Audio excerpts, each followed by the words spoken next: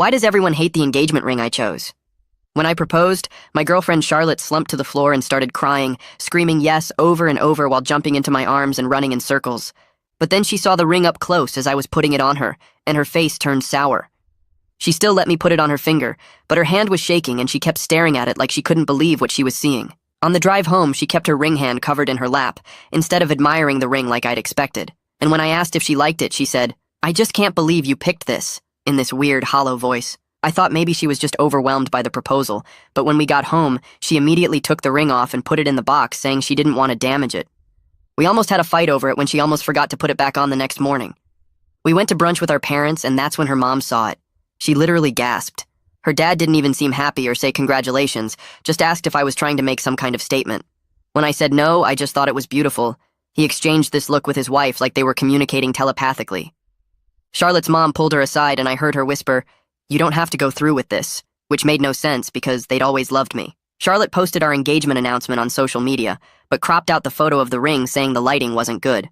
When her friends asked to see it in the comments, she kept making excuses about waiting to get professional photos taken. Her best friend Mia came over that night, and when Charlotte showed her the ring, Mia just said, "Oh my God, he actually did that," and left without even congratulating us. I posted in 3 different wedding forums asking for advice about why everyone was acting strange about the ring and included detailed photos from every angle. Every single post got deleted within minutes, and I was banned from 2 forums for obvious rage bait and trolling the community with offensive content. One moderator messaged me saying if the photos were real, I should be ashamed of myself. At work, I mentioned getting engaged, and my coworker asked to see the ring photo on my phone. She looked at it for about 2 seconds before handing my phone back like it was contaminated and saying, "That's certainly a choice." By lunch, everyone in the office was whispering, and my manager pulled me aside to say that while my personal life was my business, I should be mindful of professional boundaries.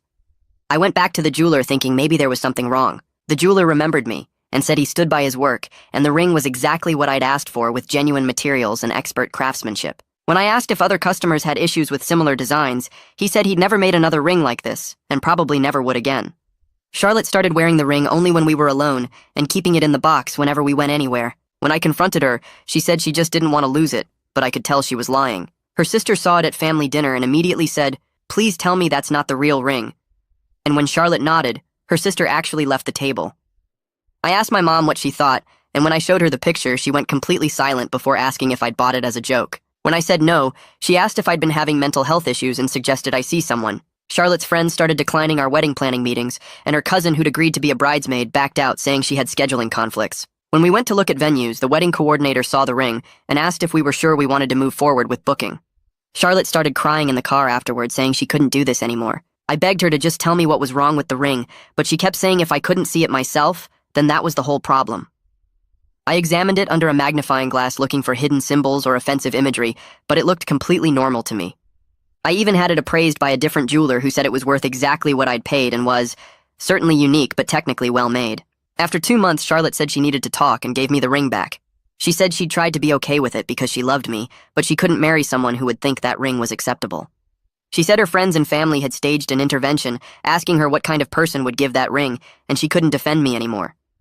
When I asked one last time what was wrong with it, she just shook her head and said, "The fact that you genuinely don't know makes this so much worse." She left and blocked my number, and when I tried to sell the ring online, the listing got flagged and removed within hours.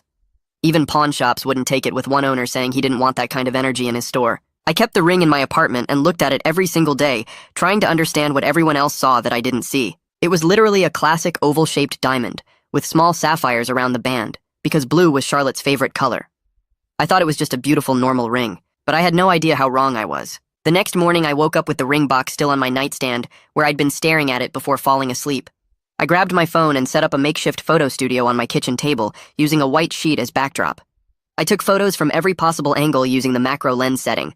Top view, side view, 3/4 angles, close-ups of the sapphires, the prongs, the band itself.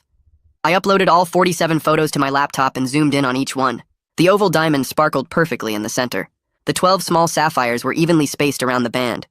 The white gold setting looked elegant and classic to me. I opened Excel and started building a spreadsheet to track every reaction I'd gotten so far. Column A for the person, column B for their exact words if I could remember them, column C for their physical reaction, column D for any patterns I could identify. Charlotte's mom gasping and whispering about not going through with it, her dad asking about making a statement. Mia saying, "Oh my god, he actually did that," before leaving. The forum moderator calling it offensive content. My coworker treating my phone like it was contaminated. The pawn shop owner refusing it because of its energy. 23 separate negative reactions logged and color-coded by severity. The data showed complete universal disgust, but absolutely no clear explanation of what specifically was wrong. My phone rang while I was adding more entries, and I saw it was my dad calling. He told me Mom had called him crying about the ring situation and asked me to send him the photos I'd taken. I emailed him the whole folder and stayed on the line while he opened them on his computer. He went completely silent for almost 2 full minutes. When he finally spoke, his voice sounded strange and careful. He asked if I'd been under any unusual stress lately, or if maybe someone at the jewelry store had played a prank on me. I told him I'd designed it myself, and the jeweler just followed my specifications. He made this sound like he was trying not to be sick, and said we needed to have a serious conversation about my judgment and whether I needed professional help. After we hung up, I put the ring in its box and shoved it in my jacket pocket. I spent the rest of the day going to different coffee shops and stores around town. At each place, I'd order something small, then casually mention I'd just gotten engaged and ask if they wanted to see the ring. The barista at the first coffee shop looked at it for maybe 3 seconds before stepping backward and telling me I should leave. A woman at the bookstore actually gasped and covered her mouth with both hands. An older man at the hardware store looked at it, then looked at me like I was dangerous, and walked away without saying anything. By the 5th stop, people were literally backing away from me physically when I opened the box. I drove to a high-end jewelry store thinking maybe they'd give me a professional assessment. The employee behind the counter took one look at the open box and her whole face changed. She told me to leave immediately and said they don't serve people like me. When I asked what she meant and demanded an explanation, she reached for the phone and said she'd call security if I didn't leave right now. Her hand was actually shaking as she pointed at the door. That night, I tried a different approach and posted the ring photos on 3 general photography forums without mentioning it was an engagement ring. I titled the posts "Vintage-Inspired Jewelry Design" and "Classic Oval Diamond with Sapphire Accents," and waited for responses. Within 10 minutes, all 3 posts were flagged as inappropriate content. 2 forums sent me automatic warnings about posting offensive material. One banned me outright with a message saying hate symbols weren't tolerated in their community. The word hate made my stomach drop, but I still couldn't see anything resembling a symbol in the ring's design. At work the next day, I noticed my coworker who'd seen the ring photo had moved her desk all the way to the other side of our open office. When I walked past the break room, conversation stopped mid-sentence. I found out later that 3 different informal team meetings happened that week without anyone telling me about them. People would whisper when I walked by, then go silent when I looked their way. My manager avoided making eye contact during our weekly check-in. That evening, my phone buzzed with a text from Charlotte's mom. She wrote that she was praying for me to get help and that she was deeply worried about what kind of person she'd almost welcomed into her family. She said she'd always thought I was a good man, but the ring revealed something dark she'd never suspected. The message hit me like a physical punch and I had to sit down. I drove back to the original jeweler the next morning with the ring and the photos. I demanded answers about what he'd done to make everyone react this way. He pulled out the original CAD drawings I'd signed and approved.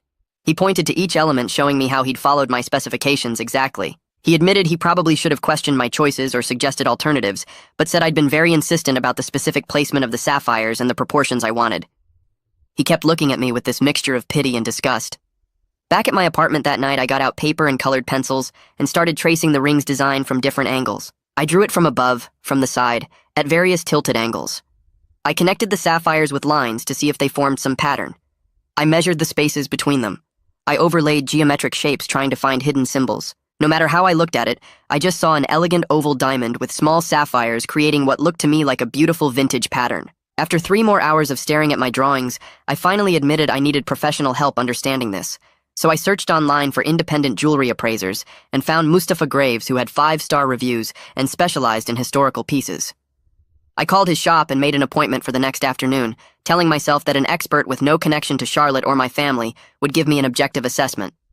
The next day, I drove to his shop in the older part of town, a small storefront wedged between an antique dealer and a used bookstore. I walked in with the ring box in my jacket pocket, my hand wrapped around it like I was carrying something radioactive. Mustafa was behind the counter examining a pocket watch through a jeweler's loupe, a tall, thin man with gray hair and careful hands.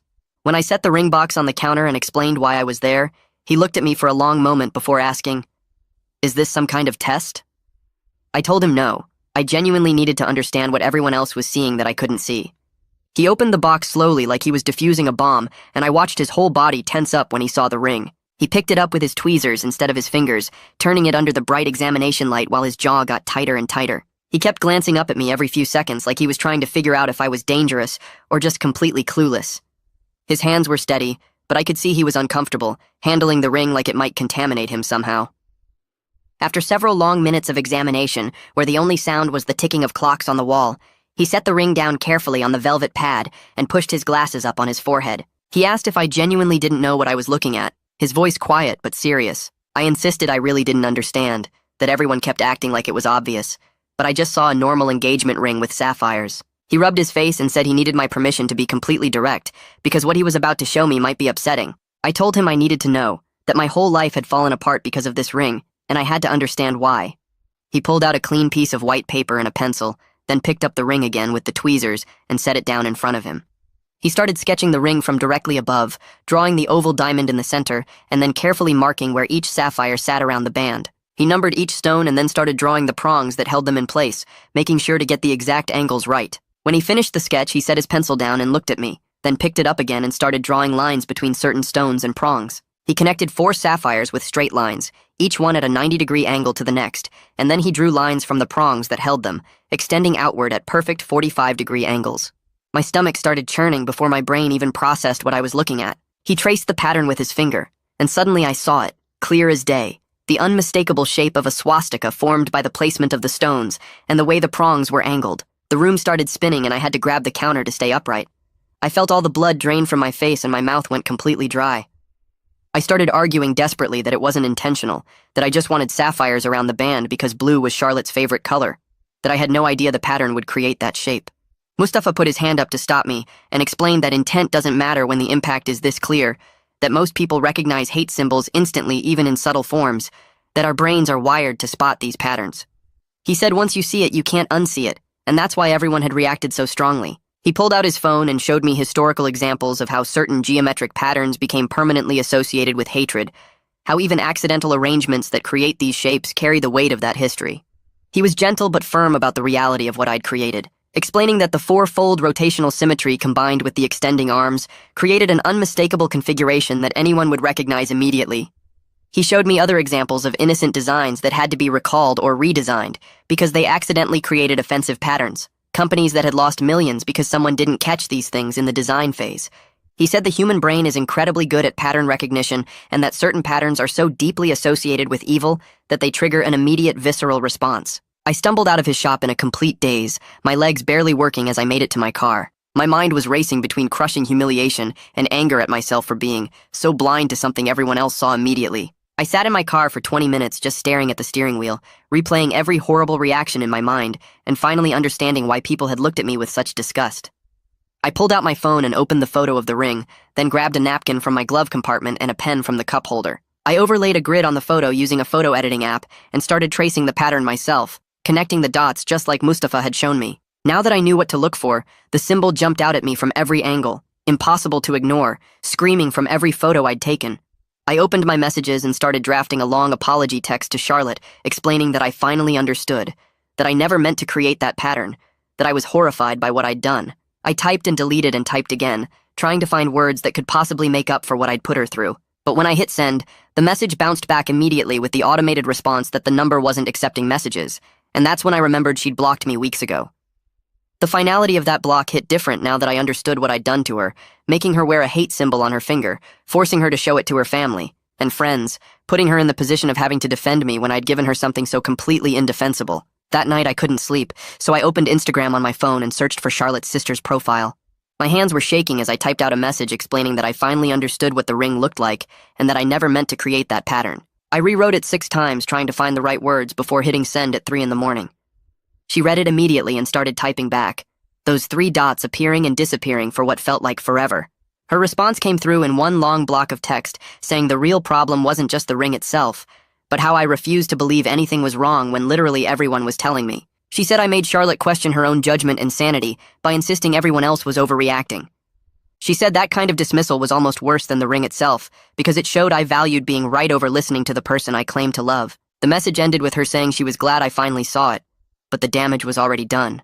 2 days later, I had my first appointment with a therapist named Celeste Kerr, who my insurance covered.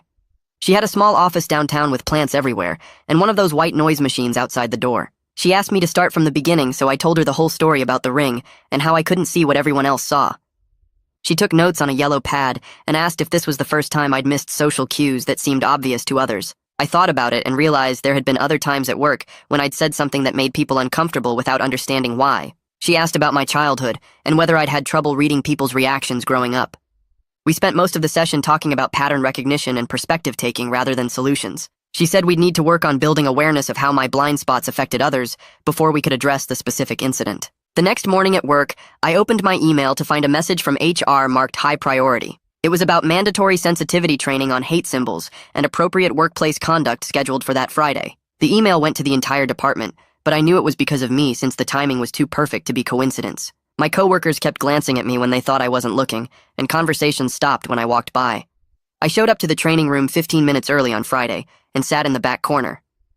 The trainer was a woman named Jing Li who worked for an outside consulting firm. She started with a PowerPoint about the history of hate symbols and how they evolved over time. Then she showed slides of various symbols including subtle variations that people might not recognize immediately. When she got to the section about how these symbols can be accidentally incorporated into everyday designs, I felt my face burning. She showed examples of company logos that had to be changed and products recalled because someone didn't catch the pattern during design. She explained how the human brain is wired to recognize these patterns even when they're not intentional. I sank lower in my chair as she talked about the importance of getting multiple perspectives before finalizing any design. After the training ended, I waited for everyone else to leave, then approached my manager who was gathering his things. I apologized for the disruption I'd caused and said I understood if he needed to document this in my file. He looked tired as he acknowledged the apology, but made it clear my reputation had taken a serious hit that would take time to repair if it was even possible. He said trust was hard to rebuild once people formed certain impressions. That afternoon, I drove back to the original jeweler's shop with the ring in my pocket. The bell chimed when I walked in, and he looked up from his workbench with recognition, but not surprise. I asked him directly why he didn't warn me about what the pattern would create. He went to his filing cabinet and pulled out a manila folder with my name on it. Inside were the CAD drawings I'd signed off on, and the email chain where I'd approved every detail. He pointed to his signature at the bottom of each page next to mine. He said he'd suggested several alternative designs, but I'd been insistent on my specific vision. He showed me where he'd even noted concerns about the symmetry, but I'd responded saying I knew what I wanted. Looking at those papers, I could see it now clear as day in the technical drawings. The 4 sapphires positioned exactly 90 degrees apart, with the prongs extending outward, created the unmistakable shape. Back at my apartment, I spent hours researching how to properly destroy the ring. I learned that melting down the metal and selling the stones separately was the only way to make sure it was completely gone. I called 6 different jewelers, but most refused to even handle it once I described what needed to be destroyed. One jeweler hung up on me, and another said he didn't want that kind of energy in his shop. Finally, I found someone willing to do it, but he insisted on complete dismantling with the metal melted immediately and the stones sold to different buyers across the country. He said he'd done this before for items with negative associations and understood the importance of total destruction. The process would take 2 weeks and cost almost as much as the ring itself, but I didn't care about the money. During my next therapy session, Celeste had me talk about other times I'd dismissed people's concerns because they conflicted with my perspective. We identified a pattern going back years where I needed to be right, even when multiple people told me I was wrong. She said this went deeper than just the ring incident and reflected a fundamental problem with how I processed feedback that challenged my worldview. I started to see how this pattern had affected my relationships and career without me realizing it. That weekend, I sat at my kitchen table with a pen and paper writing a letter to Charlotte's parents.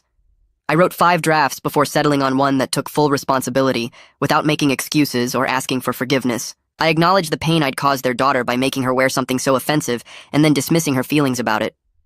I said I understood why they'd tried to protect her from someone who could be that blind to something so obvious. I mailed it without expecting a response because this wasn't about getting absolution, but about acknowledging the harm I'd caused. 2 days later, my phone buzzed with an email from Charlotte's dad.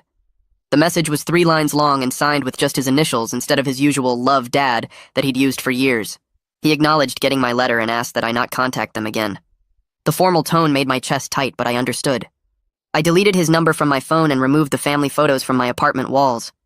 That night, I went to the bookstore and bought 6 books about symbols and visual patterns. I stayed up until 4 in the morning reading about how certain shapes trigger instant recognition in the human brain.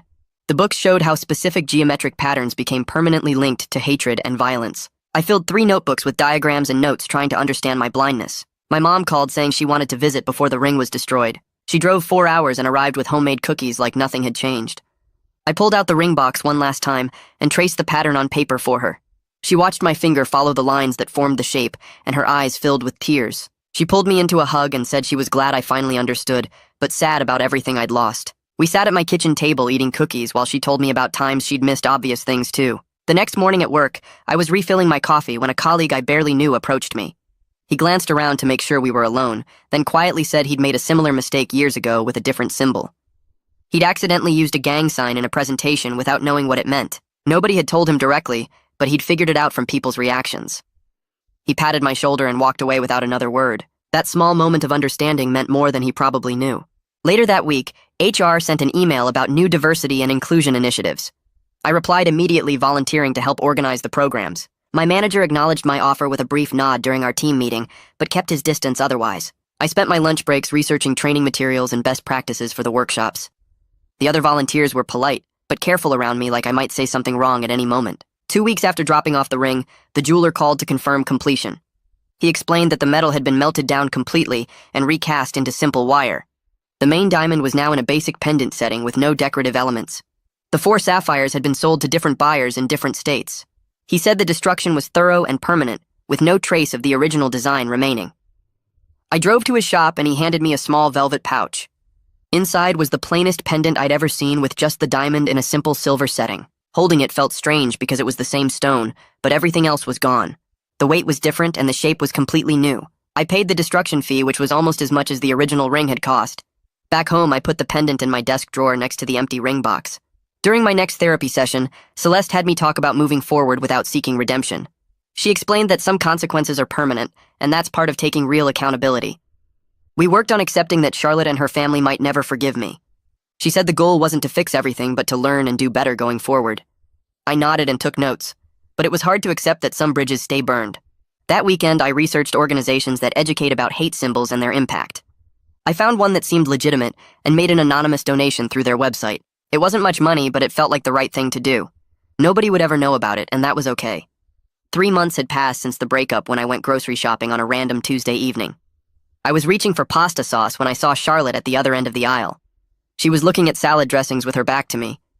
My first instinct was to leave, but then she turned and our eyes met. We both froze for a second, then gave each other a small nod. No words or waves or attempts to approach. Just that brief acknowledgement before we both went back to our shopping. I grabbed my sauce and headed to the next aisle while she stayed where she was. The whole interaction lasted maybe 5 seconds, but it felt much longer. My hands were shaking as I finished shopping and went through checkout. In the parking lot, I sat in my car for 10 minutes before driving home. Seeing her had brought everything back, but I knew better than to think it meant anything. That nod was just 2 people who used to know each other being polite. Nothing more and nothing less. The pendant stayed in my drawer and I stopped looking at it every day. Life kept moving forward whether I wanted it to or not. I stopped trying to explain myself to people who already made up their minds about me. The guy at the coffee shop who heard about the ring from someone would give me my coffee without making eye contact. My neighbor who used to chat about sports would just nod and keep walking when we passed in the hallway. I learned to accept their cold shoulders and whispered conversations when they thought I wasn't listening. My parents started calling more often and inviting me to dinner every Sunday instead of just holidays. Mom would make my favorite pot roast and Dad would talk about work and the news, but they both watched me carefully like I might do something unexpected. The tension was still there, but softer now, like they were trying to remember who I used to be before everything happened. At work, HR moved me to a different team on the 3rd floor where most people didn't know the story yet. My new desk was by the window and faced away from the main walkway, which meant fewer people staring as they passed. The official reason was departmental restructuring, but everyone knew it was really about giving me space from the people who couldn't look at me the same way anymore. My personnel file had a permanent note about the incident that would follow me through any promotion or transfer attempts. I spent a whole weekend thinking about what to do with the pendant that used to be the ring. Finally, I wrapped it in tissue paper and put it in a small padded envelope with a note that just said it was hers to keep or throw away, with no expectations from me. I mailed it to Charlotte's parents' house since I didn't know her new address and figured they would give it to her.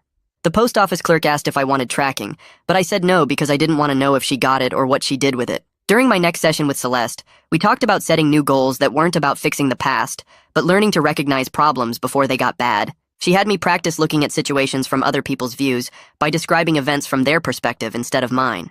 We worked on exercises where I had to guess how someone might react to different scenarios based on their background and experiences, not my own assumptions. She said progress would be slow, but the fact I was trying meant something. A new guy named Alan started at work and didn't know anything about my history since he transferred from the Seattle office. He asked if I wanted to grab lunch at the sandwich place down the street, and I said yes, even though I knew it was only temporary before someone told him the story. We talked about normal things like the weather and sports, and for 30 minutes I felt like a regular person again. He mentioned wanting to explore the city more, and I suggested some restaurants knowing we probably wouldn't actually go together once he learned about me. 2 weeks later, I ran into an old friend from college at the gas station who mentioned Charlotte was seeing someone new. He showed me a picture from social media of her at some event with a tall guy wearing glasses, and they both looked happy. My chest hurt seeing her smile like that, but I was glad she was moving on and finding happiness after what I put her through. The guy looked normal and kind and probably picked out a ring that didn't accidentally look like a hate symbol. My performance review came up, and my manager sat across from me with a neutral expression while going through the standard forms. He marked meets expectations for everything and said I was showing improvement in awareness and boundaries, but advancement opportunities would be limited for now. He didn't say for how long, and I didn't ask because we both knew it could be years before I got past this if I ever did. The review went in my file next to the HR incident report, where it would stay forever. I found a support group that met Thursday evenings in a church basement for people working on social awareness and perspective taking. The first meeting was hard because I had to introduce myself and explain why I was there without going into all the details. Other people shared stories about missing social cues at work or misreading situations with friends, and I realized these blind spots were more common than I thought. One woman talked about accidentally insulting her daughter-in-law's culture by bringing the wrong food to a dinner and not understanding why everyone got quiet. A man described losing a promotion because he kept interrupting female colleagues without realizing he was doing it. We all sat in a circle on metal folding chairs drinking bad coffee and trying to understand how we kept missing what seemed obvious to everyone else. The facilitator gave us homework to observe people's reactions more carefully and write down what we noticed without trying to interpret it first. 6 months after proposing with that ring, my life had shrunk down to a careful routine of work and therapy and volunteering at the food bank on Saturdays. I read books about symbols and communication and unconscious bias trying to understand how I missed something so obvious. My apartment was quiet most evenings except for the sound of pages turning or my laptop keys clicking as I did the awareness exercises Celeste assigned. It wasn't the life I planned when I bought that ring thinking Charlotte and I would be planning our wedding by now.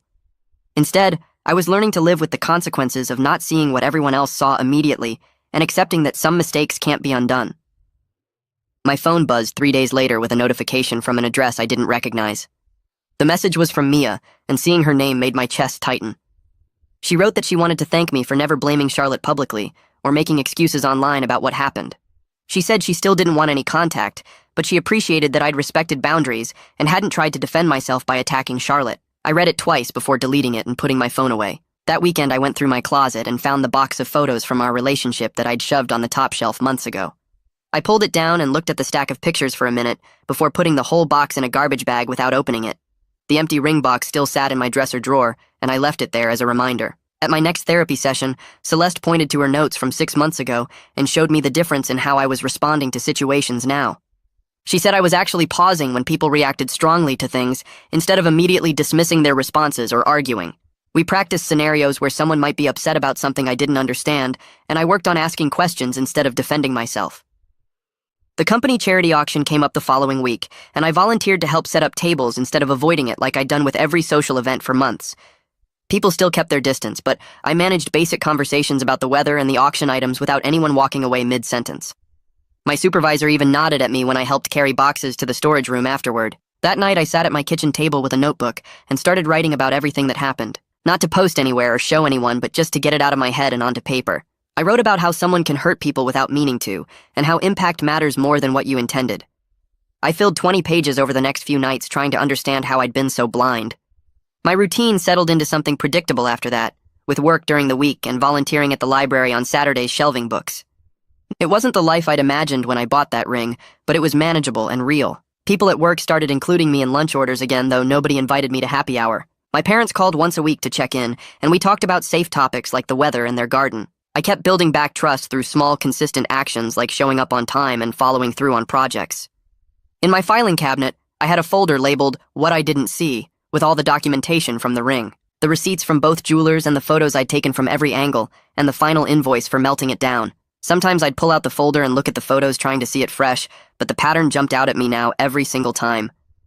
Looking at those papers reminded me that my perspective wasn't the only one that mattered, and that other people's reactions were real, even when I didn't understand them at first. 8 months after proposing with that ring, I understood that some mistakes can't be fixed or forgiven. I was alone in my apartment most nights reading or doing the awareness exercises Celeste assigned, but I wasn't angry about it anymore. The education came at a huge cost, but at least I'd learned something real about paying attention to how my actions affect other people. I kept moving forward one day at a time, carrying the weight of what I'd done, and using it to be more careful about everything I did now. And that's my side of things. But I'd love to hear yours. Would you have done the same? Leave a comment, I'll be reading.